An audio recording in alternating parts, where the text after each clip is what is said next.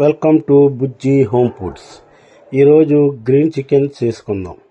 కావలసిన పదార్థములు: ఒక కట్ట పుదీనా, ఒక కట్ట కొత్తిమీర, 15 పచ్చిమిర్చి, అల్లం వెల్లుల్లి ముక్కలు, జీడిపప్పు 50 గ్రాములు, పెరుగు 1 కప్పు. వీటన్నిటిని మిక్సీలో వేసి పేస్ట్ చేయాలి.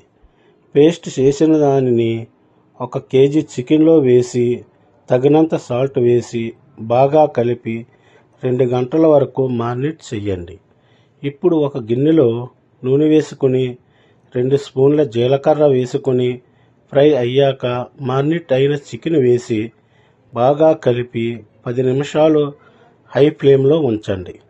తరువాత 20 నుంచి 30 నిమిషాల వరకు లో ఫ్లేమ్లో ఉంచండి. ఇప్పుడు 2 స్పూన్ల గరం మసాలా వేసుకొని కలిపి 5 నిమిషాలు కుక్ చేసుకుంటే గుమగుమలాడే గ్రీన్ చికెన్ రెడీ.